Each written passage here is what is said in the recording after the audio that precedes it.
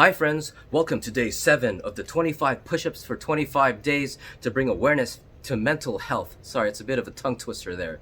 To bring awareness to mental health. Today I woke up and I felt like crap. Oh my god, we had an awesome, nice, pleasant birthday celebration last night at our house. Make that wish quick. And I had a big slice of chocolate mousse cake. And it's been like, I haven't really had that much sugar, at least I believe I haven't that much sugar since the very start of this adventure. And that, my friends, is about 300 calories. It was a fantastic chocolate mousse cake, but man, ooh, I was feeling like, not very great. So I got out of bed. I noticed that my foot was actually not that bad, and I was able to really literally just walk somewhat normally to the bathroom. And then I saw my scale, and I stepped on it, and I looked down, and it said 160.5 pounds. I lost 5 pounds so far since the very start of this adventure. That is pretty wild. Yeah, I started at roughly 65.5 pounds, and I dropped to 160.5 pounds. This is clearly due to the fact that I'm burning an average of 2,390 calories per day, and I'm only eating 1,410, so I'm at a 1,000 roughly calorie deficit.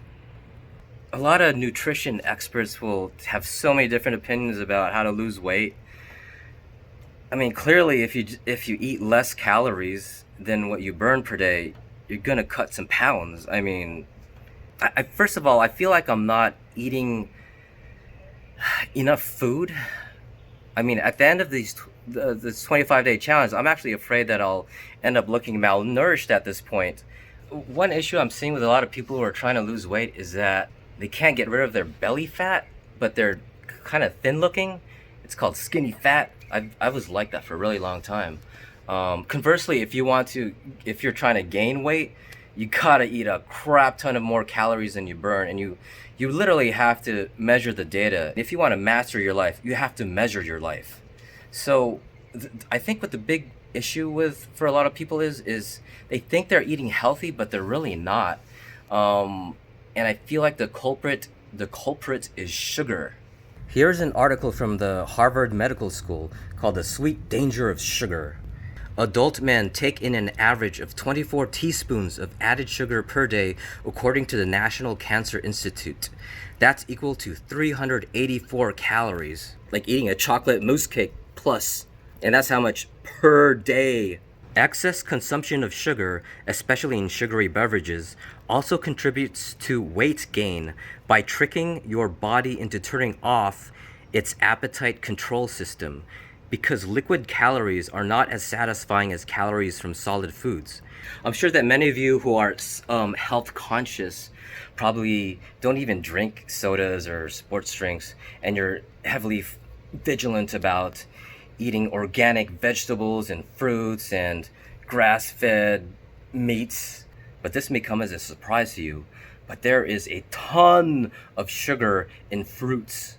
This website called Sugar Stack shows that Coca-Cola has 39 grams of sugar in total. So look at all those sugar cubes right there. What else is it? So some orange juice, 24 grams. Not as bad as the Coca-Cola at 39 grams. Let's take a look at some fruit. An orange has 23 grams. Yeah, the amount of sugar in fruits doesn't seem as much compared to a can of soda. But I noticed as I've been logging my food intake in an app called MyFitnessPal, that I'd have a banana for breakfast, and then at lunch instead of snacking on some kind of dessert, I'll have an apple, and then after dinner I'd have maybe a nectarine or a peach or something like that. So if I'm eating this banana for breakfast with 17 grams of sugar, then at lunch I'm doing another 15 grams of sugar with a peach, so that's roughly 32 grams. Plus, and at the end of the day, maybe an apple, 42, 52, 55 grams.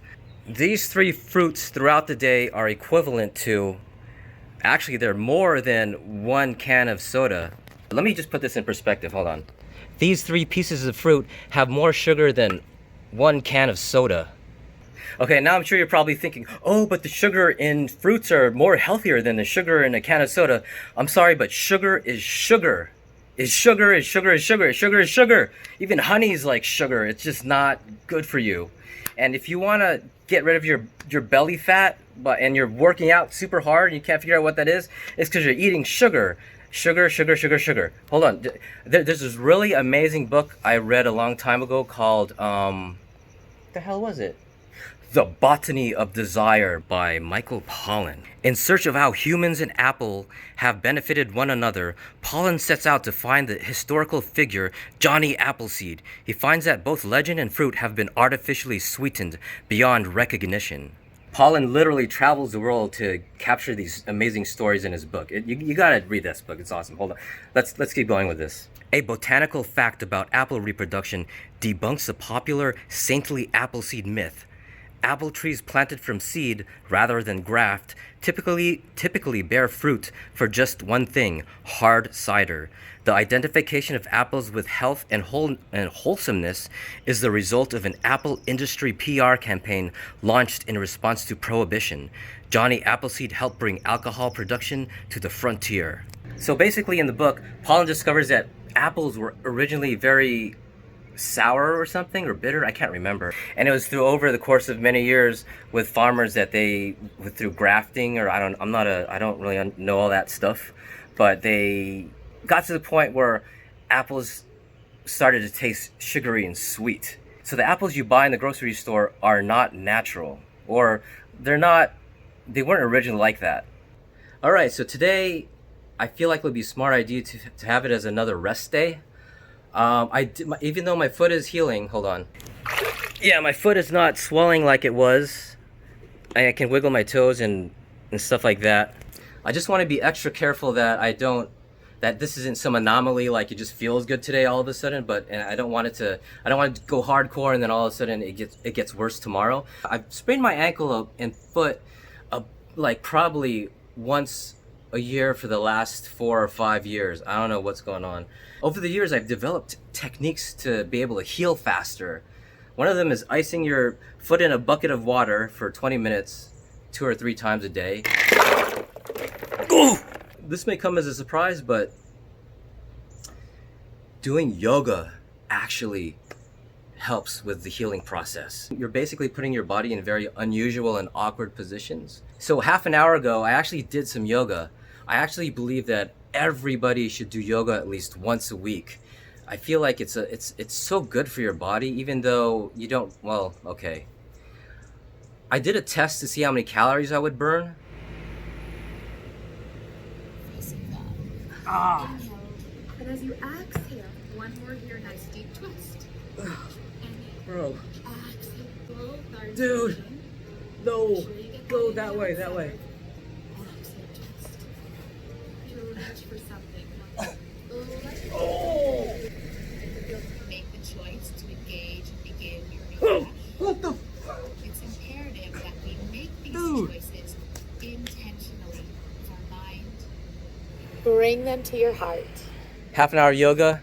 Out of curiosity, I want to see how many calories I burnt doing that. It's usually not that much. What the hell? 333 freaking calories. I've been pumping iron and all that stuff, and I just burnt like twice as many calories doing yoga. Yeah, I don't know what to say right now. Well, I did.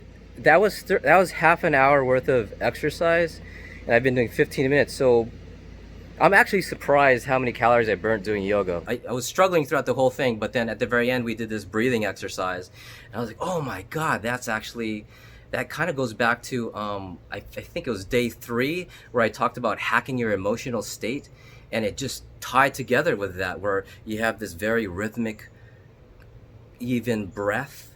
And so that's what I think I'm gonna do today for the 25 push-ups. 25 push-ups. That's my Batman voice. I think Ben Affleck was the best Batman, by the way. That was well. Anyways, so if you saw yesterday's video, I had some stimulants, and I'm kind of curious that maybe the reason why I was able to do so many push-ups was because I was maybe using momentum instead of my strength. Like maybe the stimulants were affecting.